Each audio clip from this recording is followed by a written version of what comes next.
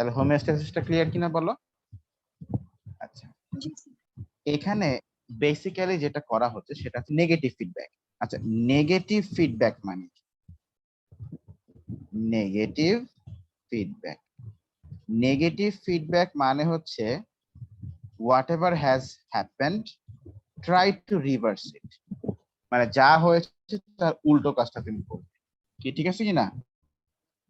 যা হয়েছে তার কি উল্টো কাজটা আমরা করব। হ্যাঁ, এটাই হচ্ছে নেগেটিভ ফিডব্যাক। যেমন দেখো, যখন কমে গিয়েছিল তখন বাড়িয়ে দেওয়া হয়েছে, আবার যখন বেড়ে গেছে তখন আবার কি কমিয়ে দেওয়া হয়েছে, তাই না? এই এই হচ্ছে নেগেটিভ ফিডব্যাক সিস্টেম। এখন হোমিওস্ট্যাসিস করার জন্য আমাদের বডির মধ্যে চেঞ্জেস গুলোকে ডিটেকশন করা হয়, এন্ড অলসো প্রসেস করা হয়। যেমন এই যে ব্লাডের পিএইচটা যে কমে গেল, দিস ইজ দ্য চেঞ্জ, তাই না? This is the change. ব্লাডের পিএইচটা বলো কি হলো, কমে গেল, and that is the change. এই চেঞ্জেসটাকে রিসিভ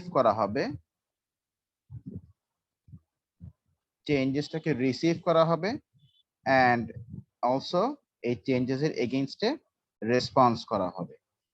এইটার জন্য আমাদের বডির মধ্যে বলতো কি কি আছে, যে এই যে চেঞ্জেসটাকে রিসিভ করে এন্ড রেসপন্স করবে। তো এইটার জন্য বেসিক্যালি আমাদের বডির মধ্যে যা যা আছে সেটা হচ্ছে নার্ভাস কন্ট্রোল বা নার্ভাস সিস্টেম, আর হচ্ছে এন্ডোক্রাইন কন্ট্রোল বা এন্ডোক্রাইন সিস্টেম। এটাকে আমরা আবার হরমোনাল কন্ট্রোল বা হরমোনাল সিস্টেমও আমরা বলতে পারি। কি ঠিক আছে কিনা বলো?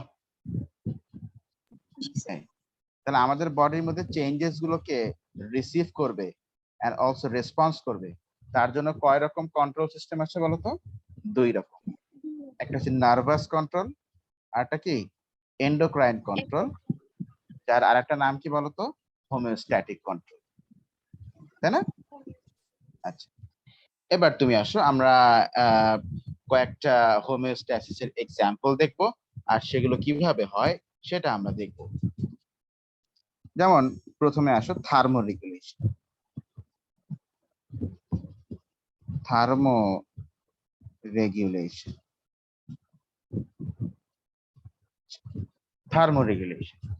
থার্মোরেগুলেশন জিনিসটা কি? থার্মো মানে হচ্ছে হিট, রেগুলেশন